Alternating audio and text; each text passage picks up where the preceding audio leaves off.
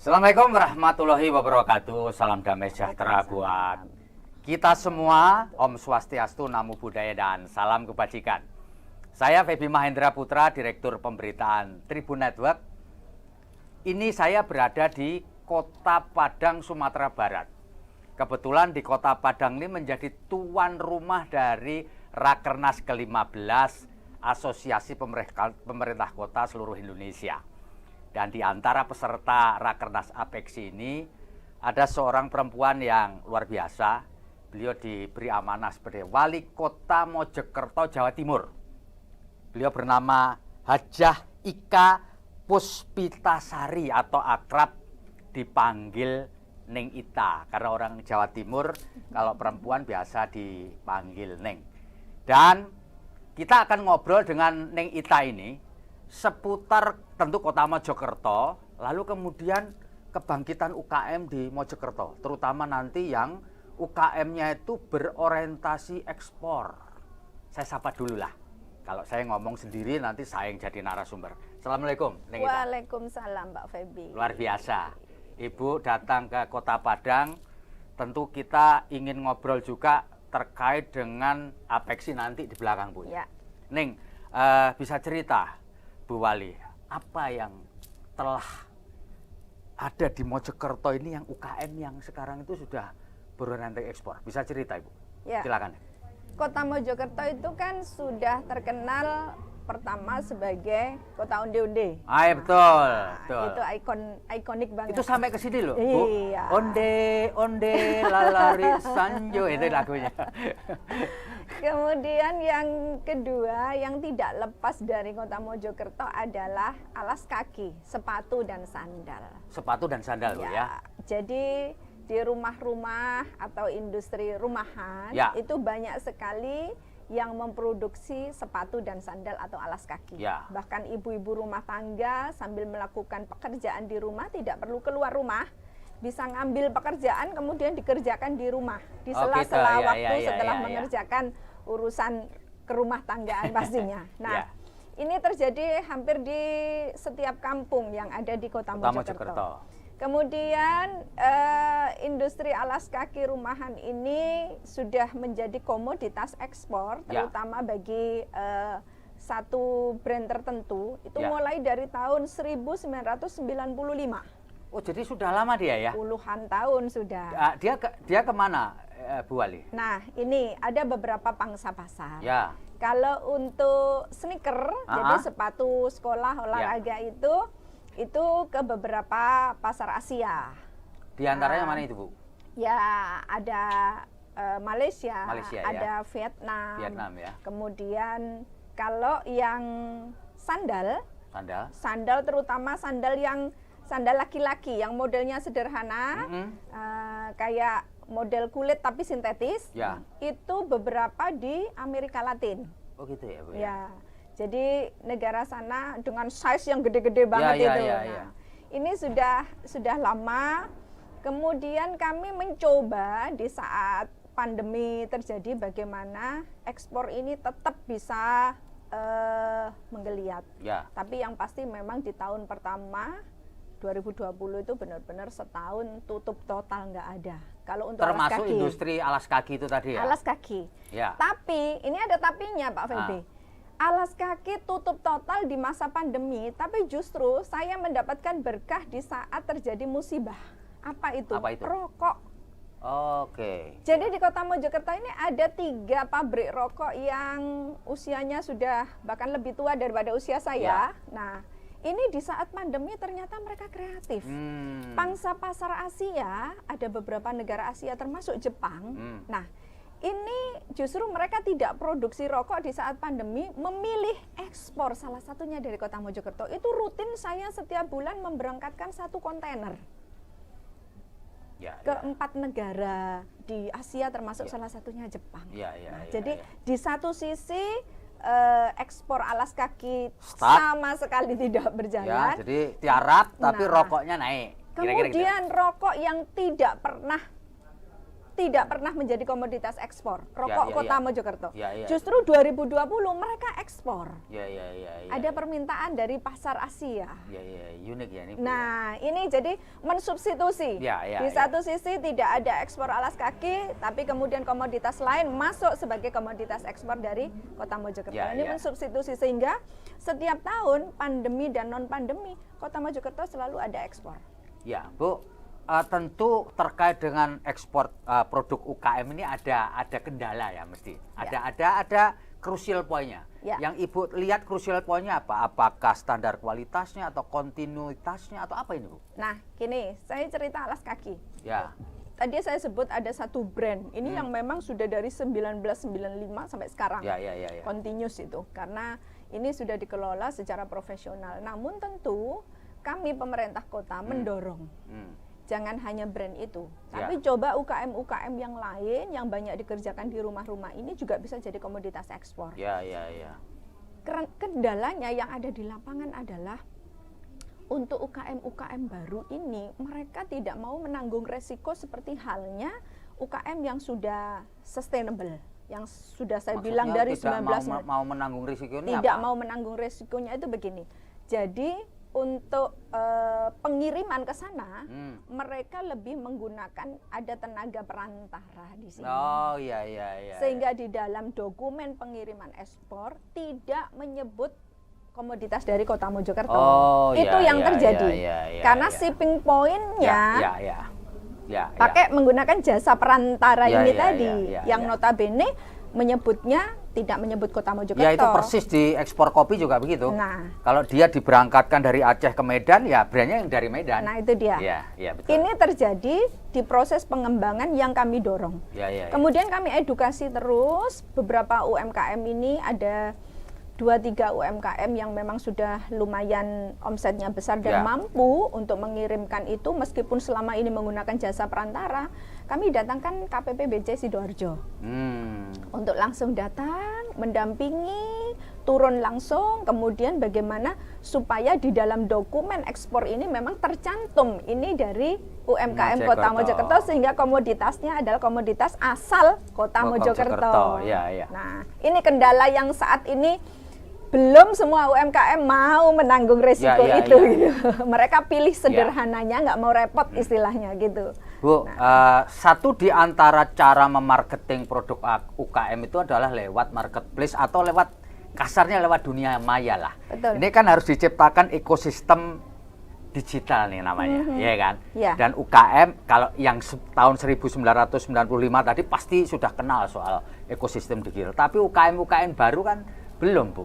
Ya kasarnya gagap lah gitu. Jadi bagaimana nih pemerintah kota dan Ibu sendiri membantu mereka supaya melek digital, karena pemasaran kan juga bisa dilakukan digital, dikirim lewat digital kan, Bu? Betul. Ya gimana ini, Bu? Bisa cerita nggak, Bu? Jadi kami secara masif sudah melakukan pelatihan, termasuk salah satunya adalah pelatihan di dalam digital marketing, digital branding, digital marketing, ya betul. Digital branding, jadi bagaimana memfoto produk supaya menarik. Ini juga kami berikan pelatihan. Supaya menarik ya. Membuat caption sehingga orang ketika membuka toko daringnya si UMKM ini langsung tertarik. Apa ini? Nah, ini kan harus digital brandingnya ini kan juga harus bagus. Nah, kemudian ini kami lakukan secara masif bagi UMKM yang selama ini mendapatkan program 4P. Apa itu? Pelatihan, pendampingan usaha, permodalan, dan juga pembentukan koperasi. Jadi kami punya skema 4P di Kota Mojokerto yang sasarannya sudah hampir 10.000 di dalam 3 tahun ini. Dan sudah ada 1.900 hampir 2.000 yang sudah lolos inkubasi wirausaha ini. Ini juga pelatihan pendampingan tadi tidak hanya sekedar melatih bagaimana mereka membuat produk mereka agar lebih kualitasnya lebih bagus dan terjaga, tetapi bagaimana membuat kemasan, Ya. membuat branding, kemudian tadi digital marketing, jadi bagaimana membuat toko daring, bagaimana membuat foto produk yang menarik dengan caption yang menarik pula, sehingga ketika dipasang di toko daring mereka orang akan tertarik. Ini semua kami berikan pelatihan secara masif kepada seluruh UMKM. Bayar nggak ini, Bu? Gratis. Oh, gratis dong. ya. Ini penting, kalau nggak Gratis. kan harus ditegaskan bayar apa kagak kan gitu kan. Karena kan fasilitas dari pemerintah untuk UMKM Kota Mojokerto. Nah, selain itu kami juga menyediakan spot-spot wifi gratis yang jumlahnya setiap tahun ini kami naikkan. Jadi kalau tahun 2022 ini sudah 200 lebih titik. Maksudnya supaya UKM juga bisa memanfaatkan wifi gratis itu dia. Upload gitu ya. Iya, jadi nggak ada lagi kendala. Paketannya habis. Gitu. Nggak ada ya, karena sudah ada wifi gratis. Iya, karena kalau di setiap balai RW, ruang publik tersedia itu ketika UMKM kehabisan paket data, nah tinggal aja datang ke situ dekat. Nah, gitu. Bu, itu pemerintah kota saya dengar juga bikin showroom juga ya untuk produk UKM. Iya. Ya, supaya mereka bisa pamer lah. Ini namanya aja showroom kan ya. Betul. Untuk gratis juga itu. Gratis juga ya, Bu. Ya.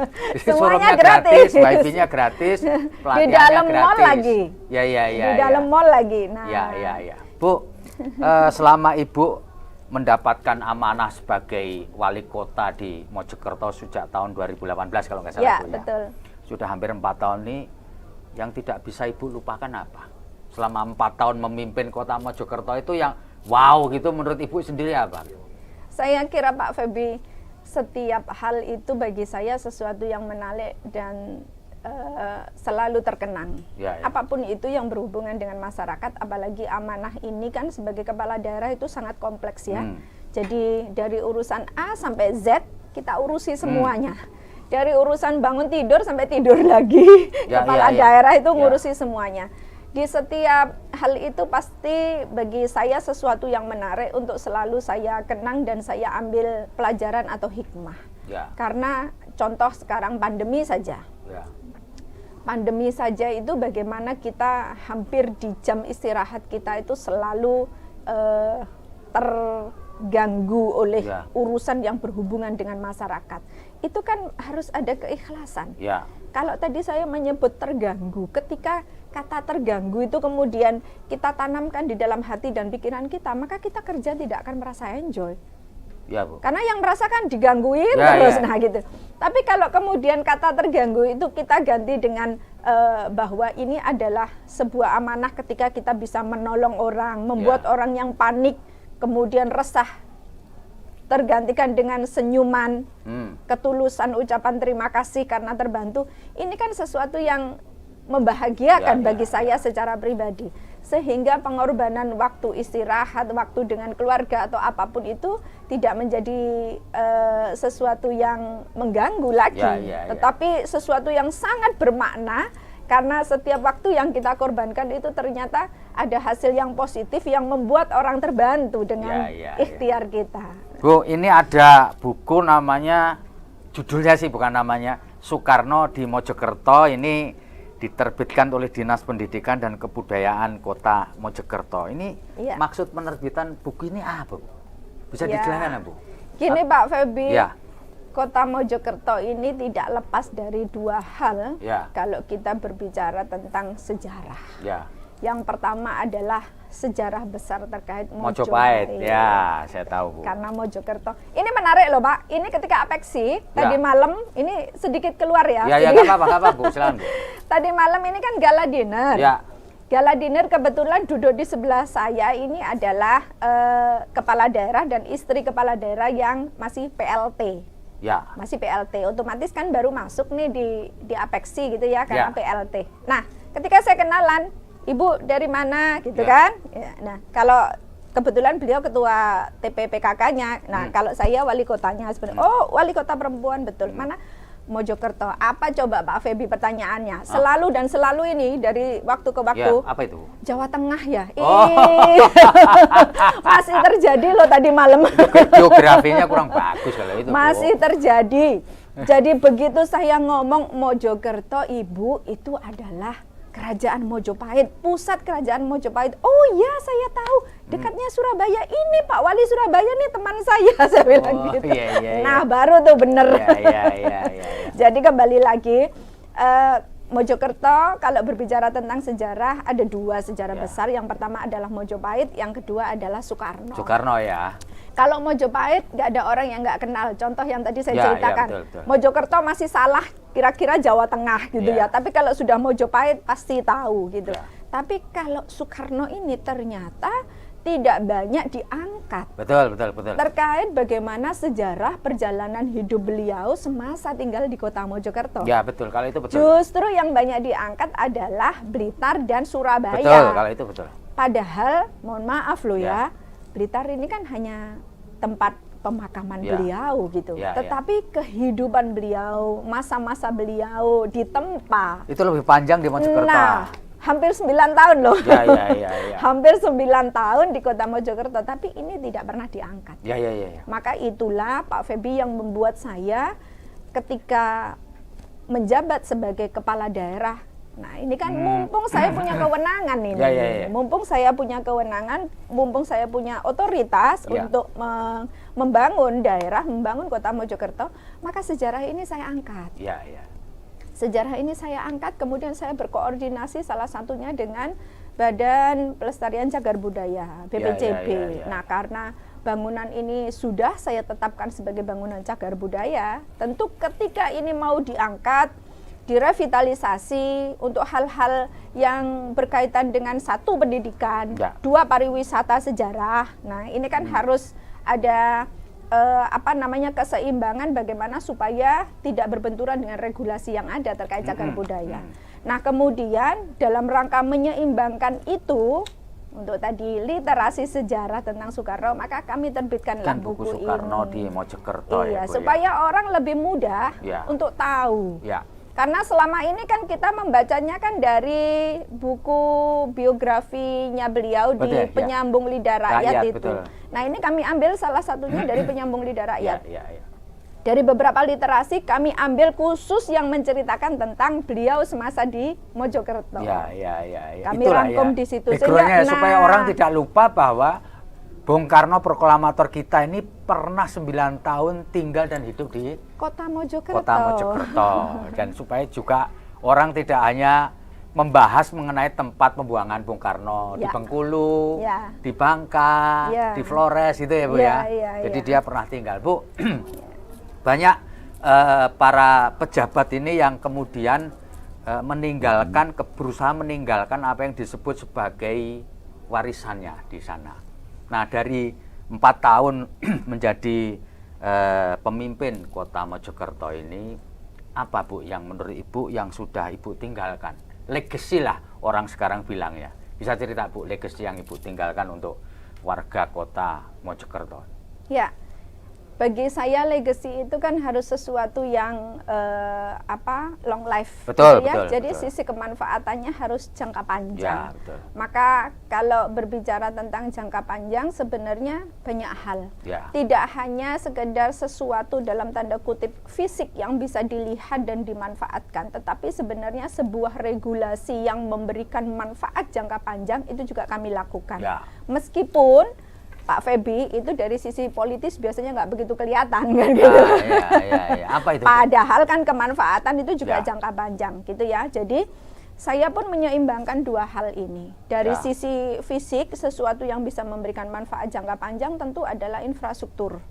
Infrastruktur ini pasti sekarang kota Mojokerto ini bisa dilihat bahwa salah satu prioritas saya di dalam RPJMD adalah mewujudkan kota Mojokerto sebagai kota wisata berbasis sejarah dan budaya.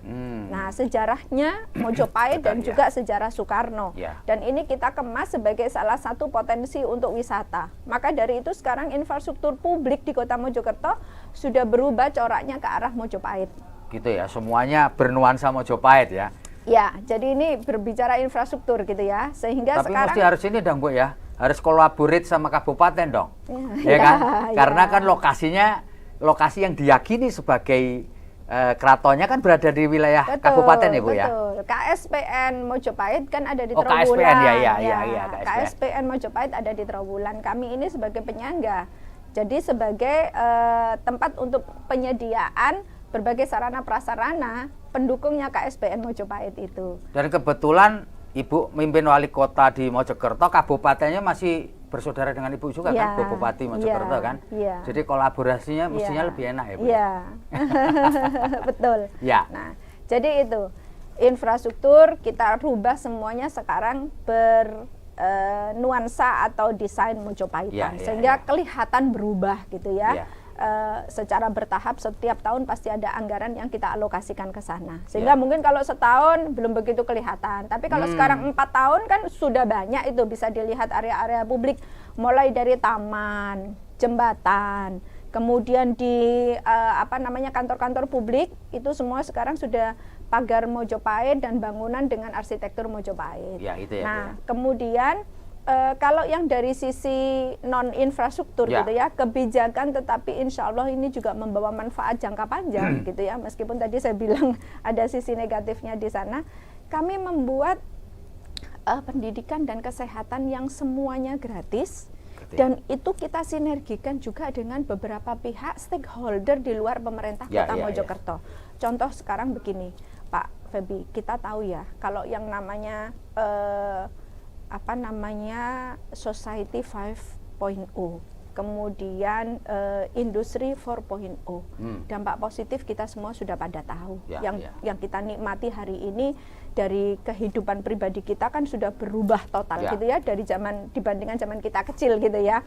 Nah, tetapi dampak negatif apa yang membuat anak-anak generasi Z ini sekarang sudah komunikasi, interaksi sosial ini sudah sangat jauh menurun atau terdegradasi dibandingkan kita zaman dulu, karena kurangnya bersosialisasi secara tatap muka gitu. Mereka justru ini menumbuhkan dampak egoisme, kekurangpekaan sosial, kemudian mudah masuknya pengaruh-pengaruh negatif dari budaya luar ke kita. Sekarang banyak sekali anak-anak usia belasan tahun yang seharusnya dia laki-laki tetapi dandannya menjadi keperempuan-perempuanan dan sebaliknya.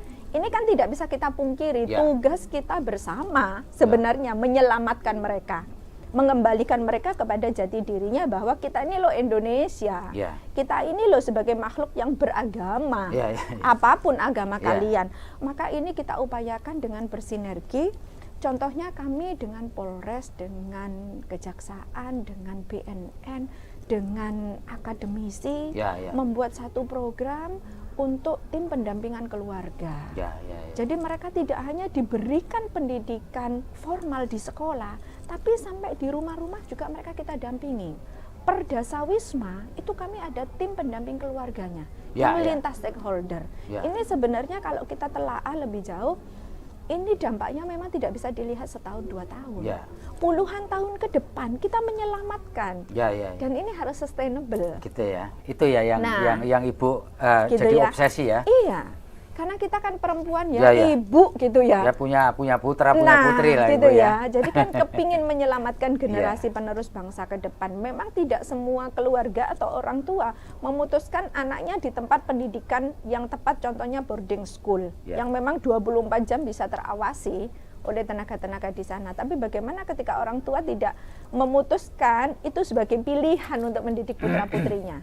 Nah, dan pengaruh negatif ini kan luar biasa saat ini. Nah, itu yang salah satu legacy yang ingin siapapun nanti ke depan ini juga punya visi yang sama dengan saya. Karena ini sebenarnya sangat punya pengaruh besar 10-20 tahun ke depan untuk menyelamatkan generasi penerus bangsa kita. Bu, Ibu ini masa tugasnya akan berakhir tahun depan, betul ya Bu ya? Betul. Ibu mau terusin lagi atau gimana ini? Berhenti dulu dong, karena kalau itu iyalah, kalau itu ya Bu, maksudnya nanti kan ada pemilu raya ini ya. Betul. Tahun 2020 ampe kalau orang bilang di sini. Ibu tertarik jalan terus atau sekian aja gitu?